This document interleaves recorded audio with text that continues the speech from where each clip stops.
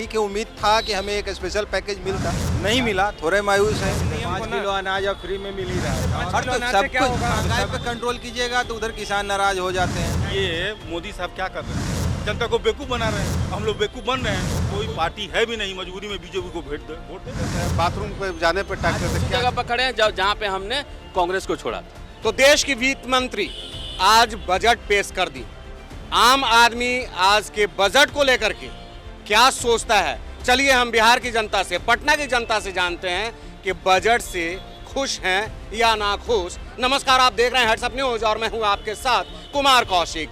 Budget limited होता है, या तो आप आम जनता को सब कुछ सहूलियत दे दीजिए, या तो आप थोड़ा सा कठोर डिसीजन लेके आप एक बढ़िया नींव रख के एक मजबूत भारत के निर्माण के लिए, जैसे उन्होंने डिफेंस पे, न्यूक्लियर पावर पे अपना फोकस किया है। सब कुछ सरकार आपको परोस के नहीं दे सकती है। ओवरऑल की बात कीजिए। ओवरऑल बजट देश के लिए ठीक है।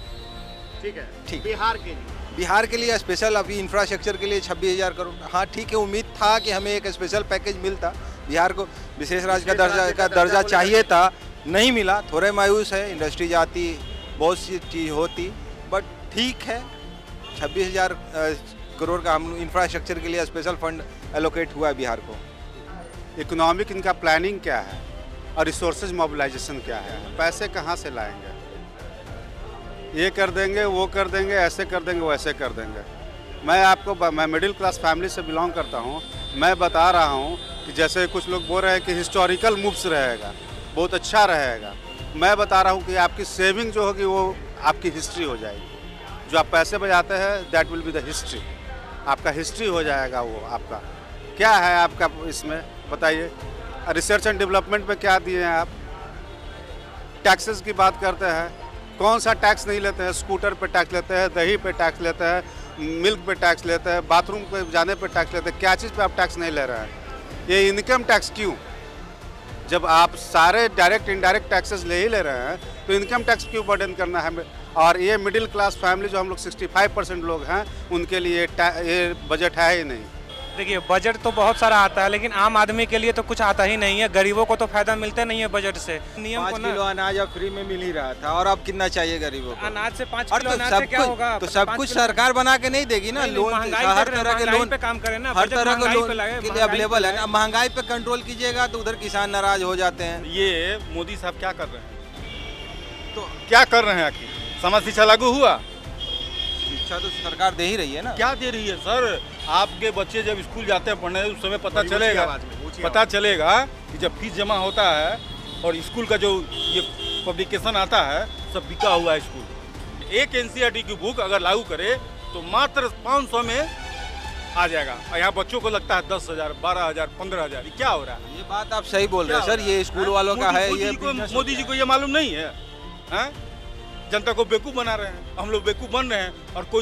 और कोई पार्टी है भी नहीं, मजबूरी में बीजेपी को वोट दे रहे हैं। जिस तरीके से हमने सरकार को चुन के संसद में भेजा था कि सरकार कुछ पब्लिक के लिए सोचेगी, मतलब पब्लिक को ऐसा कुछ फायदा। लेकिन जो भी पुराने जो बिजनेसमैन टाइप के लोग हैं, जिनको डिस्काउंट मिलना चाहिए बहुत सारे एथी में, उस चीज़ का कोई फायदा नहीं हुआ।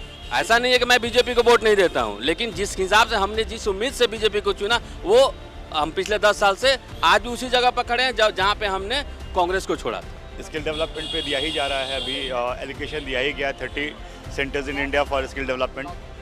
बिहार के लिए रोड पे दिया ही गया है, एग्रीकल्चर पे भी बिहार के लिए इंफ्रास्ट्रक्चर में दिया ही गया है।